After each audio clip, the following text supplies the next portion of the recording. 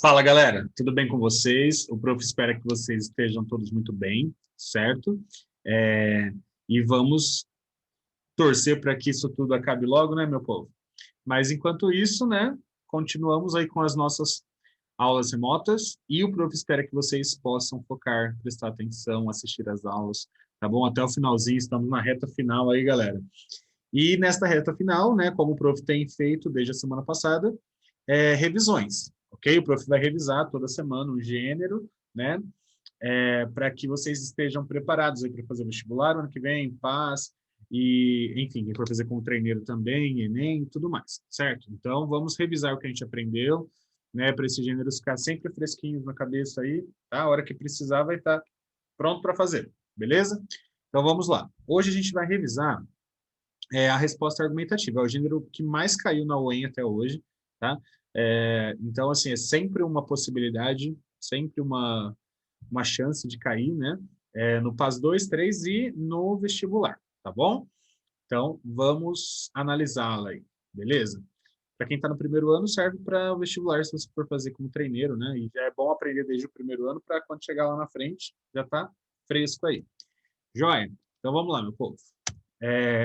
Quais são as características discursivas, né? Então, qual é a função da resposta argumentativa? Ela é um gênero textual considerado um gênero escolar, ou seja, a gente faz resposta argumentativa desde pequenininho na escola para dar nossa opinião quando se pergunta alguma coisa, certo? Então, é um gênero criado para você mostrar, responder uma pergunta dando a sua opinião, tá? Dando o seu ponto de vista, apresentando argumentos. Se você gosta... Quando a gente era criancinha, a tia perguntava assim, você gosta de tal coisa? Por quê? Né? Você gostou da história? Por quê? Você falava, eu gostei da história por isso, por isso. Isso era uma resposta argumentativa, quando você era pequenininho lá, no ensino fundamental 1, certo? Você foi crescendo e as respostas foram começando, as perguntas foram sendo cada vez mais evoluídas, né, de acordo com o seu cérebro, que foi evoluindo, né, Digão? E aí, agora chega nessa época de ensino médio, né, de pré-vestibular aí, as perguntas são um pouco mais complexas, as respostas são um pouco maiores, né, que é o caso desse gênero aqui, tá bom? Então, não pode ficar em cima do muro, tá, gente? Tá? A característica que está escrito embaixo ali, ó, é um gênero que você vai responder de maneira completa uma pergunta, né, e requer sua opinião e não pode ficar em cima do muro. Você tem que decidir de que lado que você está e defender o mesmo ponto de vista do começo ao fim. Tudo bem? Beleza. Quais são as características da estrutura composicional? Né? O que tem na estrutura de uma resposta argumentativa? Galera, não tem título, né? Tem uma pergunta e você vai responder essa pergunta. Você vai iniciar retomando, né, parte da pergunta juntamente de uma expressão explicativa. Né? Então, eu te pergunto assim, você acredita que o Brasil vai deixar de ser um país emergente? Vai se tornar um país desenvolvido? Aí você vai responder assim, eu acredito que que o Brasil vai deixar de ser um país emergente, visto que já está... Ou eu não acredito que o país, né, que o Brasil vai deixar de ser um país emergente, pois não sei o que, não sei o que. Tá bom? Então, você tem uma pergunta, você começa respondendo a pergunta. Responda a pergunta de maneira completa, tá bom? Retoma parte do enunciado da pergunta para responder a pergunta. Ok? Digão, e aí, depois que eu respondo? Aí você vai apresentar argumentos, você vai ter que explicar por quê. Esses argumentos podem sair do texto de apoio, você pode roubar, tá? Ir lá no texto de apoio, pegar a ideia e escrever como se fosse sua ideia. Não pode copiar. Não pode copiar, recortar e colar. Você pode pegar a ideia do texto de apoio e escrever com as suas palavras, tá bom?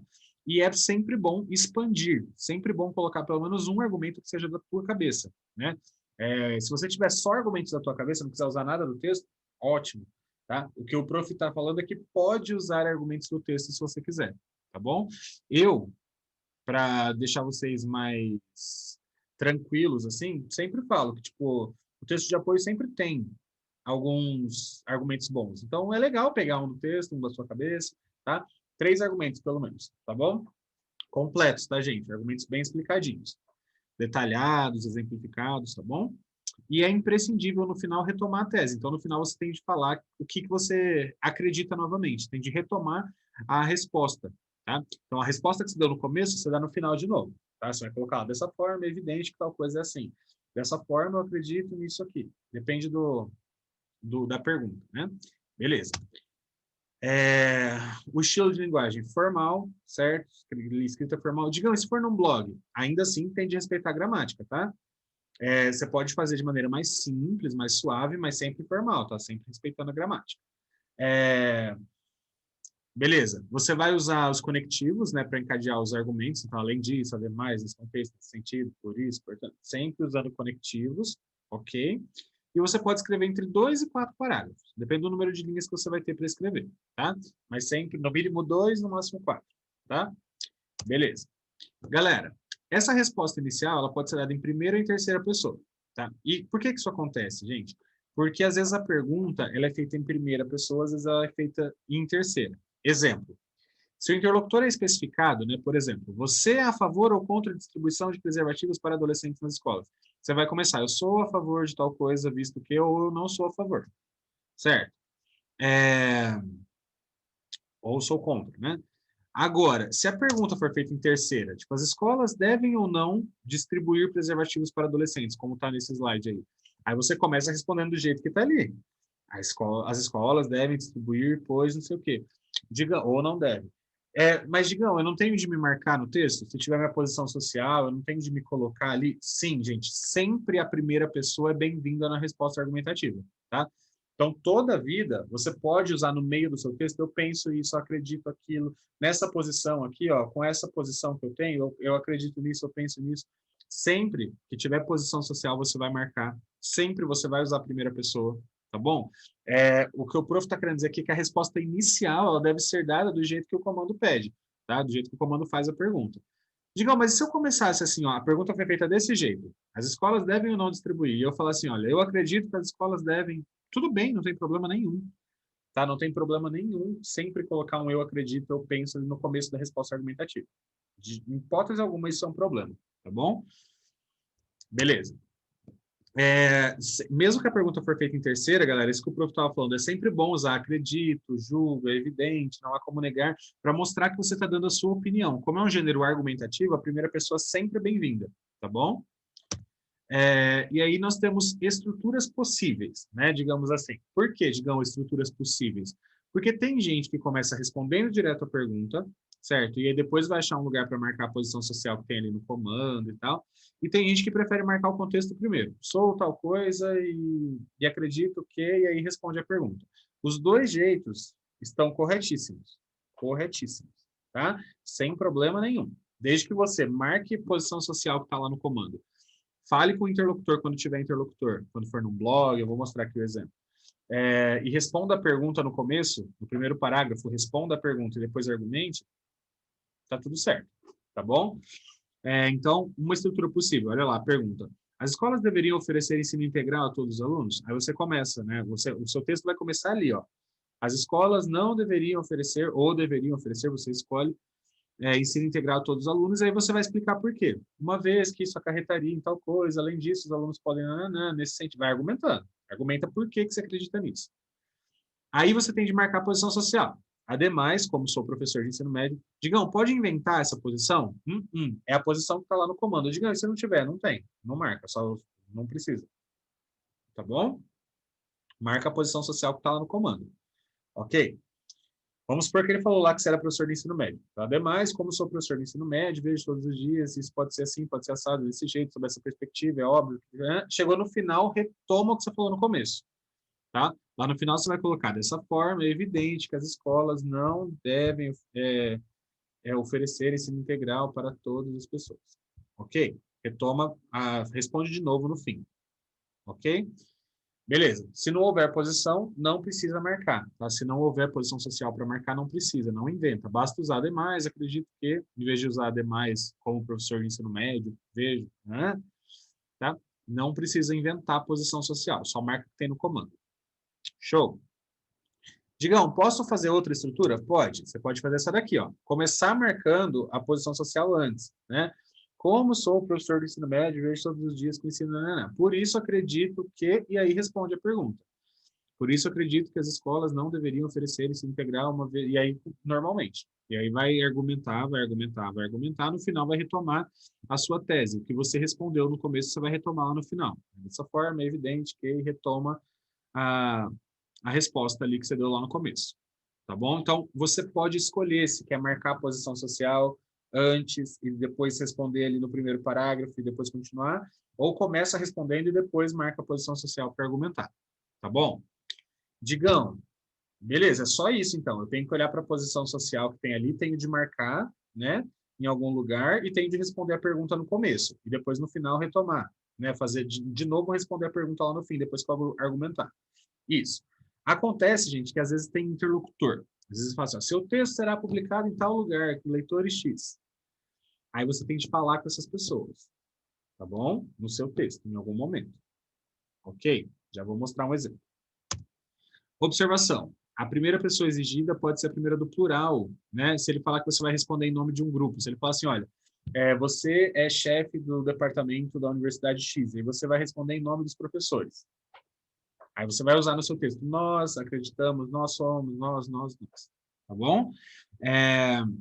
O comando ele pode exigir ou não, né, a marcação da posição social. Pode ter ali a sua posição social ou não.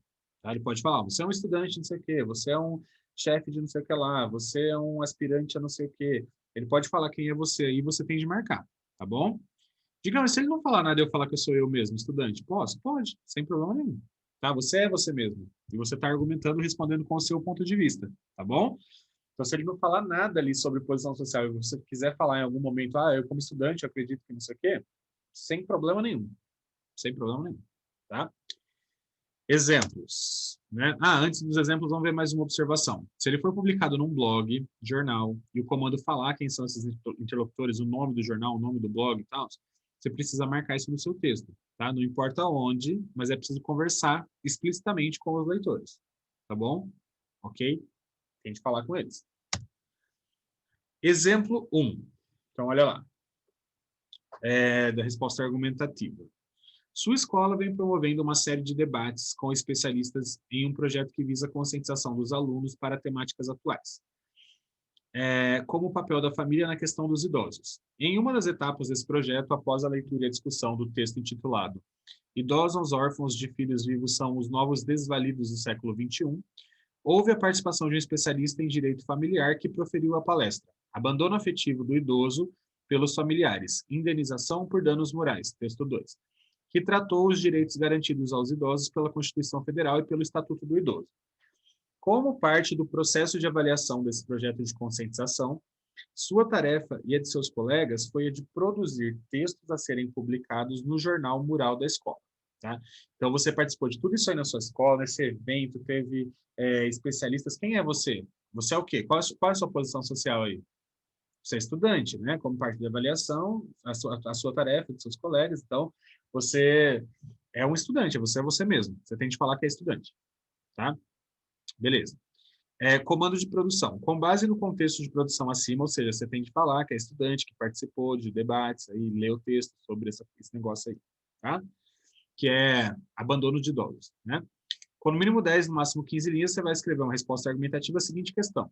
A força da lei, como disposto na Constituição Federal e no Estatuto do Idoso, é garantia para que os filhos e netos assumam a responsabilidade de cuidar de seus idosos, inclusive afetivamente? Então, tipo, estar lá na lei, que os mais jovens são obrigados a cuidar dos mais velhos, garante que eles vão cuidar mesmo? Só estar na lei, só estar ali na lei garante alguma coisa? Eu acho que não, tá? Eu acho que não. Tem um monte de gente que maltrata velhinhos e não tem como fiscalizar isso, então eu não vejo possibilidade disso acontecer, tá? Então as pessoas precisam mudar a cabeça mesmo. Beleza. Aí você vai responder essa pergunta sendo você um estudante que participou daquele rolê todo ali antes, tá? Beleza. Tem blog, Digão? É publicado? Não, vai estar no mural da escola lá, não precisa falar com ninguém do blog, não tem nada específico, não tem nome de escola, nada disso, tá? Então você só vai se marcar como estudante e vai responder a pergunta dando argumentos. Ok? Beleza. Então ficaria assim esse texto. Retoma parte da pergunta para responder, né? Eu decidi por marcar a posição social depois. Tá? Se eu quisesse aqui no começo falar assim, olha, como um estudante, após participar de um projeto interdisciplinar sobre eu acredito que a força da lei, e aí responder, pode. Você pode marcar o contexto no início se você quiser, tá? Eu preferi marcar depois nesse caso. Mas os dois jeitos estão igualmente corretos. Se já quiser marcar no começo ali para não esquecer, tá perfeito, sem problema nenhum, tá? Então, olha lá.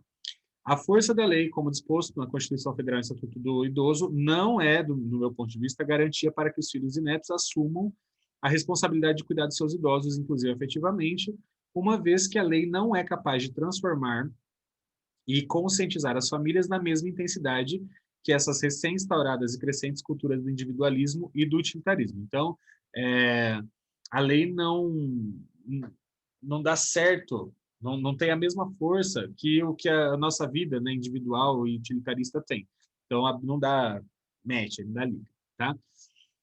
Nós somos muito individualistas, a gente não consegue respeitar os outros, a gente não quer cuidar de ninguém, a gente só quer cuidar de si próprio, né? Sob essa ótica, é perceptível que esses filhos estão preocupados em viver suas vidas, resolver seus problemas e criar seus filhos, ou então recorrer a seus pais idosos quando enxergam um momento de grande aproveitamento apenas. Porém, algo de pior efeito inquestionavelmente é o repasse desses valores às gerações mais novas, que crescem acreditando que velhice é uma fase inútil e idoso sem valor. Está argumentando, está respondendo por que que acha que não dá certo, que não vai dar certo só a lei, né, como garantia para que cuidem bem dos idosos. Beleza. Ademais, aí marca a posição social. Olha lá, como estudante, após refletir e debater sobre o papel dos jovens perante os mais velhos, né, julgo que, por mais que existam leis suficientes para promover e assegurar direitos do idoso no Brasil, não existe nenhuma instituição, governamental ou não, para fiscalizar seu cumprimento por familiares ou asilos. Mais um argumento aí, né? Para ser mais realista, nem a preocupação com isso sequer há. Além disso, esse pensamento está tão impregnado na nossa sociedade que os próprios idosos acreditam que não tem mais nada para contribuir, né, com a sua família ou a sociedade, e por isso não reafirmam seus direitos legais e afetivos por não acreditarem neles, certo? Então, os próprios idosos eles nem pedem respeito porque eles acham que eles estão estorvando ali, está atrapalhando, coitados. Enfim, argumentou, terminou de argumentar, aí você tem de retomar o que você falou lá no começo, tem de responder a pergunta de novo, tá bom? Dessa forma, é evidente que a lei não pode garantir os cuidados dos jovens, inclusive afetuoso com os idosos. Tá? Você responde de novo a pergunta que você respondeu lá no começo. Ó. Vou voltar aqui só para vocês verem. Lá no começo eu falei que a força da lei, como disposto na Constituição Federal, não é garantia para que filhos e netos assumam responsabilidade de cuidar dos seus idosos, inclusive afetivamente. Beleza. No final eu vou falar de novo que a lei não é garantia que os mais jovens vão cuidar dos mais velhos, só que lógico que eu resumi, né?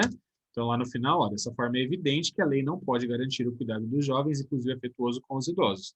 Certo? Eu não coloquei de novo a Constituição, né? Eu só resumi a resposta. Ok? Beleza?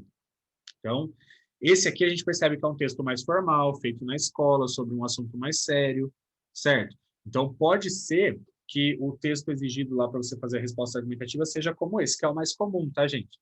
A resposta argumentativa é isso. Você está na escola, aprendeu alguma coisa, o professor te dá uma pergunta para você responder e falar o que você pensa como estudante.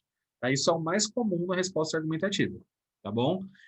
Mas, como nem tudo é sempre o normal, é sempre o esperado, ainda mais em se tratando de UEM, certo? Então, eles já pediram coisas bem diferentes disso. Por exemplo, um texto, uma resposta argumentativa que não era na escola, é para publicar num blog, certo? Que aí era esse aqui, ó, que caiu no ano passado. Como estudante fã de séries, filmes, livros, jogos, conteúdos televisivos, dentre outros, você já se deparou com spoilers, inclusive por meio de um amigo. Considerando o texto de apoio, escreva uma resposta argumentativa na qual você responda defendendo seu ponto de vista à pergunta. E você, gosta de saber antecipadamente do conteúdo de filme, livro ou série que acompanha? Você gosta de spoilers? O seu texto será publicado no blog Poltrona Fiel, cujos leitores são jovens que gostam de filmes, séries, jogos, nanana. Caso opte por assinar, use Fidelina ou Fidelina. Gente, não opte por assinar, tá? Caso opte, não precisa, tá? Só se você quiser mesmo, não é necessário. Se for assinar, é para usar esses nomes aí, ok? Seu texto deve ter no mínimo 15 e no máximo 22. Ok? Então a pergunta é: você gosta de saber antecipadamente o conteúdo? Nananã? Como é que você vai responder isso? Eu gosto de saber antecipadamente o conteúdo de nananã. Ou eu não gosto de saber. Tá bom? É isso que você vai fazer e vai explicar por quê. Show. Só que ele fala que você é estudante e fã de não sei o quê. Você tem de falar no seu texto que é estudante e fã dessas coisas aí, tá? Outra coisa, ele fala que o seu texto vai ser publicado no blog Poltrona Fiel. Ou seja, você tem de falar com os leitores do Poltrona Fiel em algum momento. Ok? Além de responder a pergunta e argumentar. Show? Vamos ver, Digão, como é que fica. Olha lá. Eu já comecei esse aqui marcando a posição social. Então, olha lá. Como estudante de séries, filmes, jogos, entre outros, eu posso afirmar com toda certeza que eu odeio saber antecipadamente o conteúdo dessas formas de entretenimento. Essas que eu citei anteriormente. Vou explicar por quê. Visto que acaba com toda a expectativa e o mistério envolvidos. Assim como eu, aí eu vou falar com os leitores do jogo, os leitores do blog. Assim como eu, vocês, jovens leitores do Poltrona Fiel, que amam assistir a filmes e jogar, provavelmente já lidaram com spoilers e, a meu ver, isso não é nada legal. Vou explicar por quê. Esperar pelo próximo episódio de The Good Doctor, minha série favorita, por exemplo, motiva-me, fazendo imaginar o que vai acontecer com os personagens e qual será o desenrolar da história. Quando alguém me fala o que vai acontecer nas redes sociais, me fazem ler sem querer, sinto-me completamente frustrado e muitas vezes até perco a vontade de assistir. Inclusive, já terminei amizades devido a isso.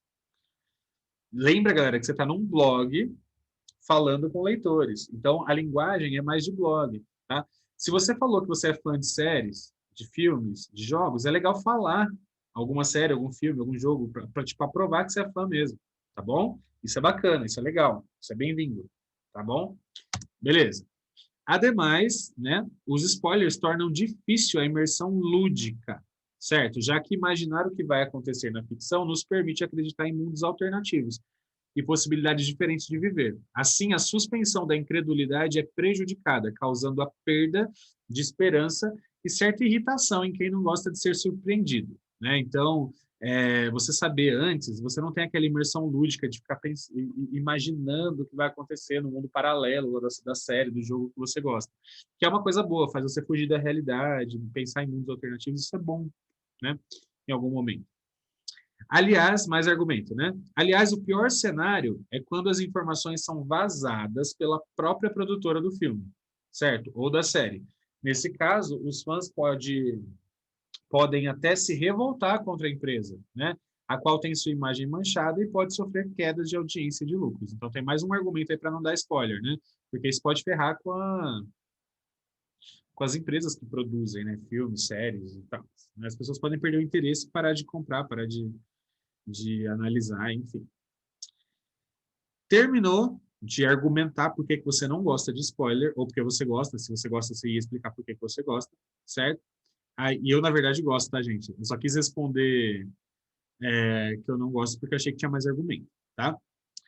Chegou no final do texto, aí você tem de retomar a tese inicial. Então, você tem de falar de novo qual é o seu ponto de vista. De novo, responder a pergunta, tá bom? Então, lá no final. Face ao exposto, eu acredito que saber as informações sobre uma obra de ficção antecipadamente seja algo horrível. E não deve acontecer em hipótese alguma. Então, novamente, eu afirmo que eu não gosto de saber. Eu acho isso horrível, tá? Te falei de novo. Claro que com outras palavras, né? Eu retomei a tese de outra maneira, mas eu respondi novamente a pergunta, tá bom? Então, retomando. O que está em vermelho ali, posição social, que eu marquei. Aí eu respondo a pergunta. Odeio saber antecipadamente o conteúdo dessas formas de entretenimento aí que eu já citei antes. Aí eu falei com o pessoal do blog. Assim como eu, vocês, leitores e jovens, já devem ter passado por isso. E aí eu comecei a argumentar. Citei o The Good Doctor ali, que era uma série que eu gosto, tal, dei argumento, conectivo, né? Ademais, mais argumento, conectivo, assim, mais argumento. Aliás, mais argumento. Chegou no final, né? Diante disso, faz seu exposto dessa forma, portanto, retoma a tese. Responde de novo a pergunta. Eu acredito que saber as informações sobre uma obra seja algo horrível, que não deve acontecer em hipótese alguma. Beleza? Galera, então, o que precisa ficar na sua cabeça aí de resposta argumentativa? Tem uma pergunta lá, eu preciso retomar parte da pergunta ou a pergunta inteira para responder no começo, tá? Tem posição social? Eu tenho de marcar em algum lugar. Pode ser no começo, pode ser depois, mas tem de marcar. Tem de usar a primeira pessoa? Sempre. Sempre, em algum momento, você vai colocar eu julgo, eu acredito, sempre. E no final, você tem de retomar a tese inicial, tá?